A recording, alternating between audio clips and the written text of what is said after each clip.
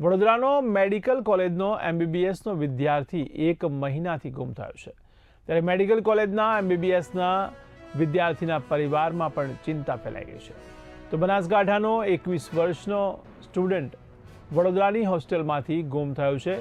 ત્યારે આ ગુમ વિદ્યાર્થી છેલ્લે દિલ્હી રેલવે સ્ટેશન પર CCTVમાં દેખાયો હતો.